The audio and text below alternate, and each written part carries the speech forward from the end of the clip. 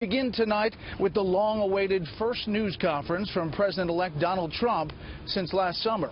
The president-elect immediately went after one of his favorite targets, the news media, and some organizations' coverage of an unsubstantiated report that Trump had been shown documents by U.S. intelligence officials showing Russia had compromising information about him. Senior national correspondent John Roberts is outside Trump Tower tonight with the latest. Good evening, John. Brett, good evening to you. In breaking news, a senior source inside the transition tells Fox News tonight that contrary to reports, the intelligence chiefs never handed Donald Trump a written summary of these unsubstantiated allegations that Russia was compiling information on Trump with which to blackmail him. It was allegedly given to him on Friday when he was briefed on Russian cyber spying. At his press conference today, Trump was on the warpath about those reports. To Donald Trump, it was merely another attempt by opponents to diminish his presidency. The release of a dossier of damaging, in some cases salacious allegations that were completely unverified. Disgraceful that the intelligence agencies allowed any information that turned out to be so false and fake. And that's something that Nazi Germany would have done and did do. The allegations had been quietly circulating for months among politicos and reporters. A senior transition source tells Fox News it was, quote, barely mentioned in passing by the intel chiefs on Friday, and that Trump saw the substance of the allegations later. It's all fake news. It's phony stuff. It didn't happen. And it was gotten by opponents of ours, as you know, because you reported it, and so did many of the other people. It was a group of opponents that got together, sick people. As Trump's team was searching for a way to battle back after its release, Trump was thrown a lifeline by Vladimir Putin, whose spokesman said the Kremlin never collected compromising information on Trump, calling the document an utter fabrication and nonsense. President Putin and Russia put out a statement today that this fake news was indeed fake news. They said it totally never happened. Now, somebody would say, oh, of course he's going to say that.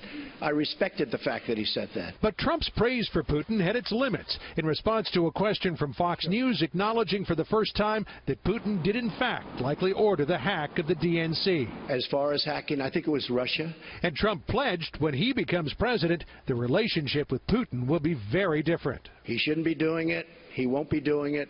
Russia will have much greater respect for our country when I'm leading it than when other people have led it. But I won't be given a little reset button like Hillary. Here, press this piece of plastic. All the talk about Russia was a diversion from the original intent of the press conference to detail how Trump will unwind himself from his vast business empire. Trump's attorney, Sherry Dillon, announced he would place all of his assets into a trust, but not a blind trust, because that just wouldn't work. President Trump can't unknow he owns Trump Tower. And the press will make sure that any new developments at the Trump Organization are well publicized. Trump will also resign all his offices and turn control of the company over to sons Eric and Don Jr. and associate Alan Weisselberg. The Trump Organization will not have to sell the old post office hotel in Washington, despite a clause in the federal lease saying no elected official may hold an ownership stake in the project. The company argues Mr. Trump is exempt from the clause because he signed the lease before he ran for president.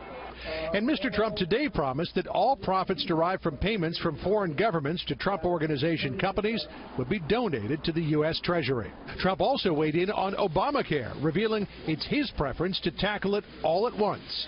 It'll be repeal and replace. Will most likely be on the same day or the same week, but probably the same day, could be the same hour.